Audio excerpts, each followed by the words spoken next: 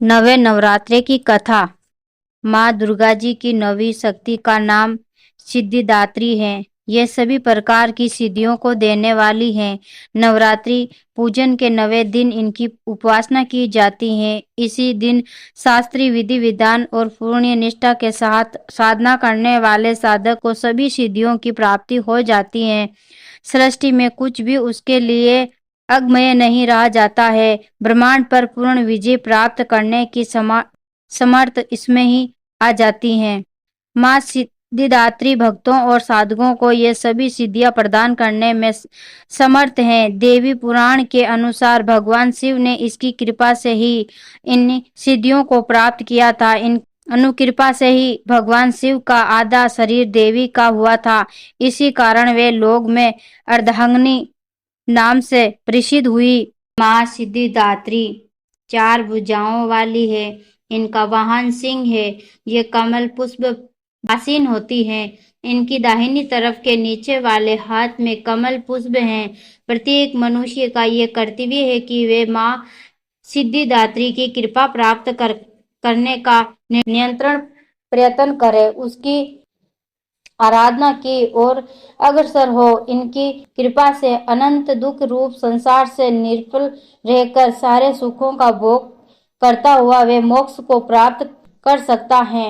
9 दुर्गाओं में माँ सिद्धिदात्री अंतिम है। अन्य 8 दुर्गाओं की पूजा उपासना शास्त्रीय विधि विधान के अनुसार करते हुए भक्त दुर्गा पूजा 9वें दिन इनकी उपासना में प्रवृत्त होते हैं। इन्हीं सिद्धिदात्री माँ की उपासना पूर्ण कर लेने के बाद भक्तों और साधकों की लौकिक परलौकिक सभी प्रकार की मनोकामनाओं की पूर्ति हो जाती है। सिद्धिदात्री माँ के कृपा पात्र भक्त के भीतर कोई ऐसी कामना शेष बचती ही नहीं है जिसे वे पूर्ण न करना चाहे।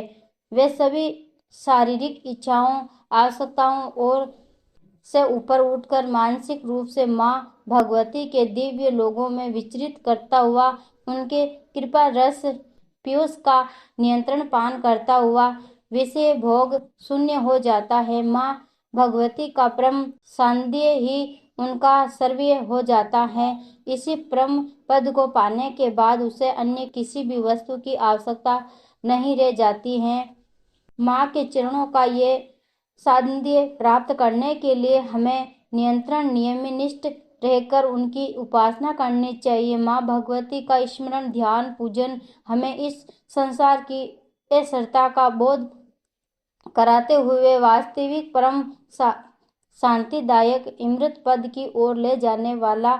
इनकी आराधना से जातक को अणिमा धलिमा प्राप्ति महिमा ईश्वरी सर्व कामनाएं साविता दूर श्रवण पराक्रमा प्रवेश वाक सिद्धि अमरवत्व भावना सिद्धि आदि समस्त सिद्धियों 9 सिद्धियों की प्राप्ति हो जाती है। आज के युग में इतना कठिन तप तो कोई कर नहीं सकता, लेकिन अपनी शक्ति अनुसार तप जप पूजा अर्चना कर कुछ तो माँ की कृपा का पात्र बन सकता है।